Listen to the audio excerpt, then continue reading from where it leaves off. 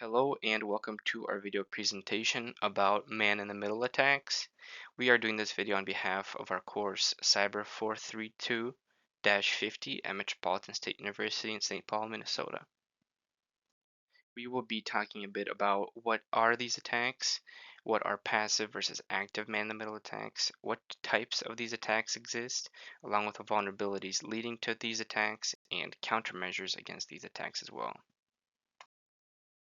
Hi, this is Felicity Zhang, and I will be starting us off with what is a man-in-the-middle attack.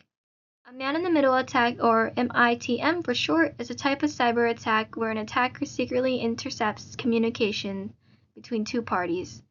The key danger here is that both parties believe they're talking directly to each other, but in reality, a third person is quietly sitting in the middle, monitoring or manipulating the data being exchanged. This can happen without either party ever realizing their privacy has been compromised. What makes a man-in-the-middle attack especially dangerous is how stealthy they can be. Victims often have no idea an attacker is present. The attacker can observe everything, modifying messages or even impersonating one of the parties. Many users assume encryption makes them completely safe, but these attacks can bypass encryption when users unknowingly connect to insecure networks or ignore certificate warnings. Most man-in-the-middle attacks follow two main steps.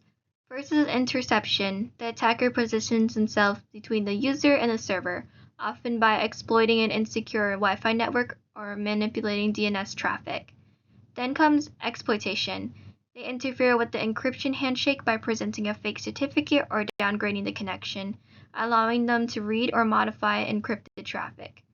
In this setup, the attacker creates two secure-looking sessions, one with the user and one with the server, so everything appears to be normal to the victim. This is David Rapanovich speaking. I will be talking a little bit about passive versus active man-in-the-middle attacks. So there are two main types of man-in-the-middle attacks that exist, passive and active.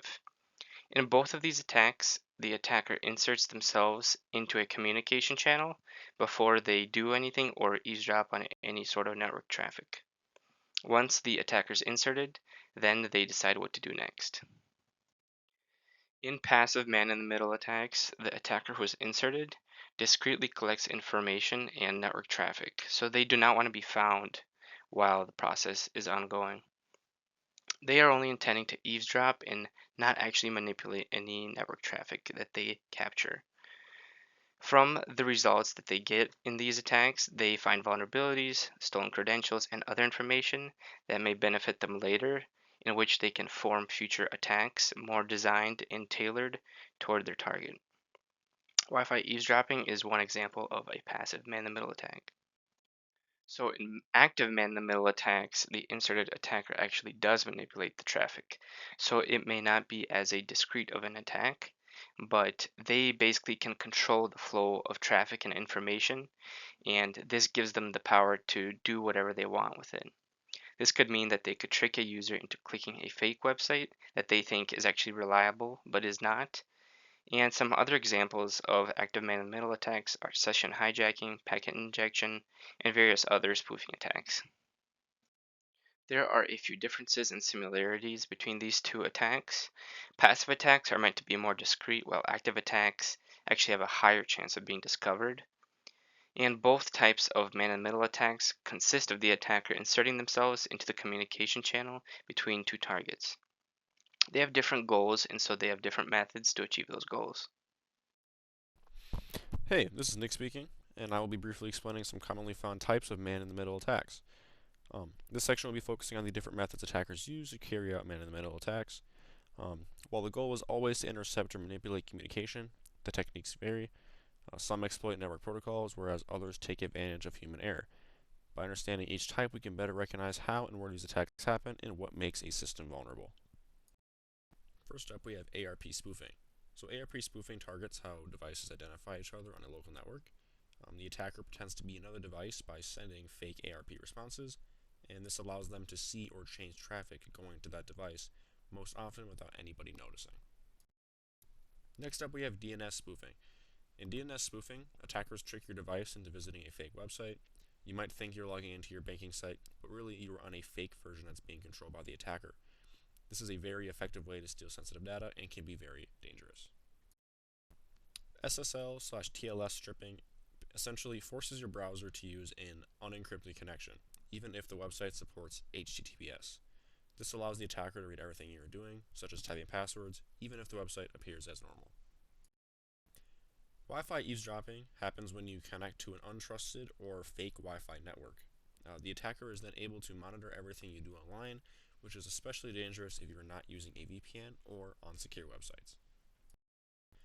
Last up, we have email hijacking. Email hijacking is where attackers either break into accounts or monitor unencrypted email traffic. This gives them the power to change invoice details or impersonate someone you trust, making it a favorable tactic in financial scams. Vulnerabilities leading to man-in-the-middle attacks. Some vulnerabilities include outdated SSL or TLS certificates, insecure protocols or encryption algorithms, and the human factor of mishandling encryption keys. The first vulnerability is outdated SSL or TLS certificates. SSL or secure socket layer is used to encrypt data to help secure connections between the client and the server. TLS is the more secure version of SSL and is used as the standard today.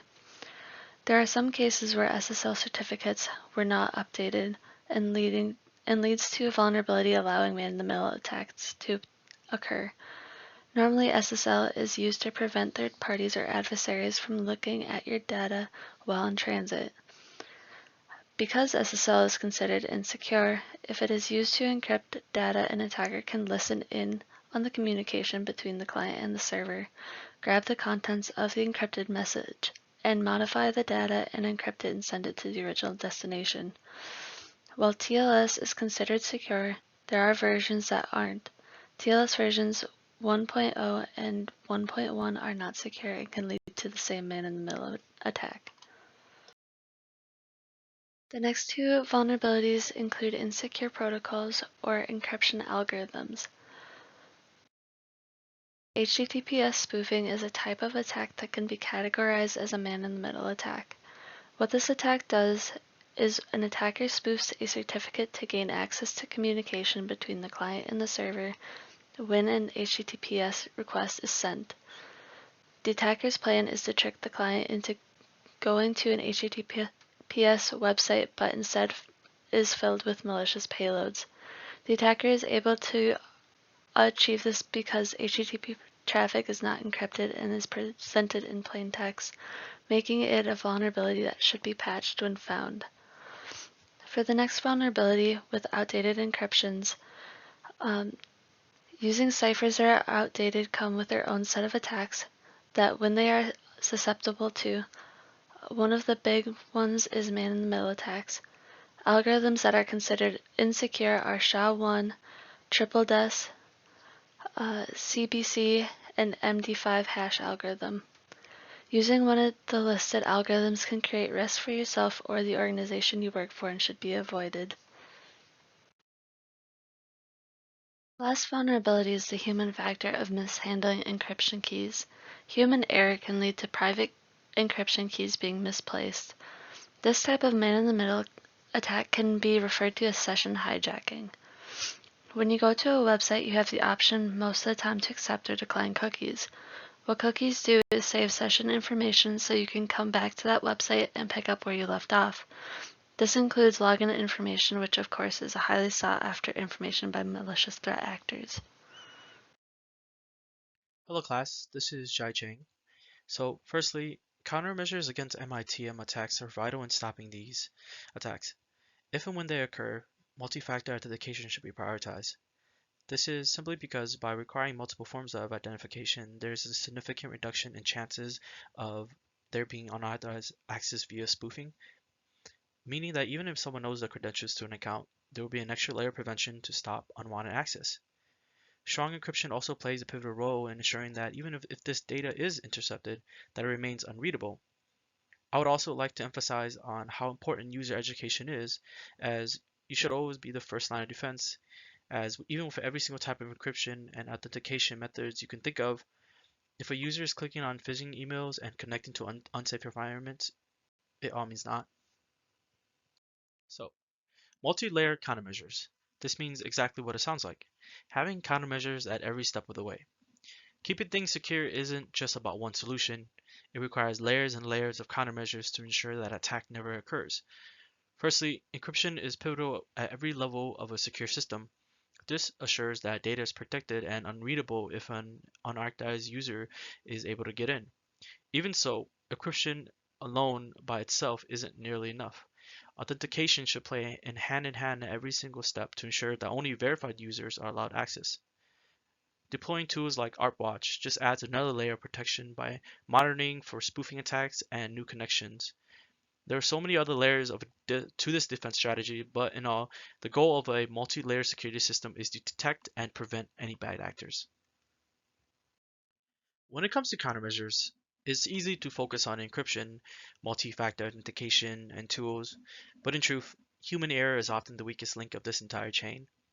This is because clicking on phishing emails, using passwords, connecting to unsafe environments, and so much more simple things like this do occur, and it can lead to an insecure system. This is why user education is such an important line of defense. By training people, it raises awareness about common risks and teaches safer practices to ensure that users are not being taken advantage of by bad actors. It was never about turning everyone to be a security expert and making everyone learn how to use tools and encrypt data themselves. It's all about users being able to recognize red flags and avoid habits such as reusing passwords, which I know we all are accountable for. But in conclusion, even with all the fanciest tools and encryption, the best security setup in the world won't help if a user accidentally lets the attacker in. These are our references. These are also our references that we have used for this presentation video. Thank you very much for watching.